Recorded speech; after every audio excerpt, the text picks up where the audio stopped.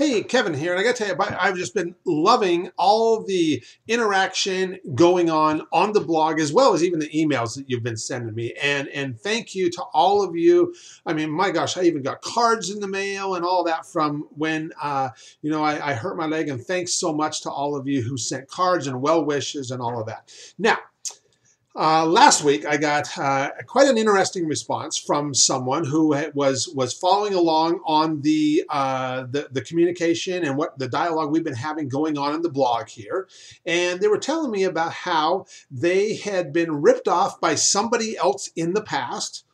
And it was such a bad experience that now they've got this bad taste in their mouth, and they don't want, they're like, Kevin, I'm just kind of like at a standstill here. And what you sound great, you look great, you seem to really care about people, but because of this other experience, I'm just skeptical. I'm scared to move forward. I just don't want to invest with anyone else because I've had this bad experience.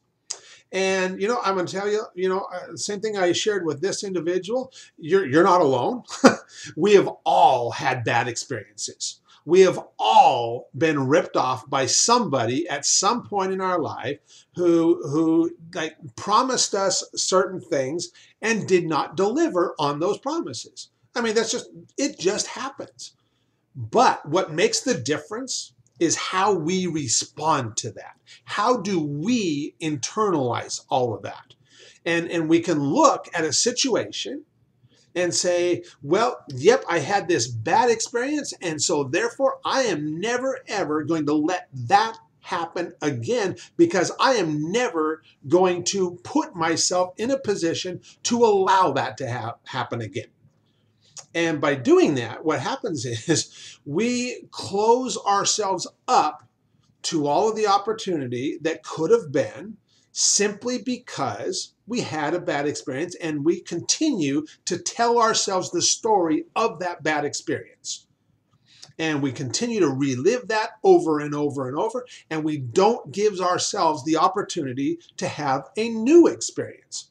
And by the same token, if we've all had these bad experiences, but by the same token, we have also had these great experiences in our life where we interacted with somebody and we got far more than what was promised to us. And so what are we telling ourselves about that experience? And so if we've had an experience we didn't like, and we've had an experience we didn't like, why don't we just tell ourselves, you know what? I'm not going to shut myself down. I'm not going to limit myself to what could be. I'm going to open myself up to have more experiences, and I'm going to learn from every one of them. And see, we get to decide that. We get to choose. We get to decide how we respond in any given situation. We get to decide the story that we tell ourselves. And when we tell ourselves that everything we do is an experience, and it's an experience, and there's lessons to be learned from that, and we look for those lessons, we find them. And when we find those lessons and we do that intentionally, well, now all of a sudden we transform what was a negative experience, or so we perceived it as a negative experience, into a positive experience.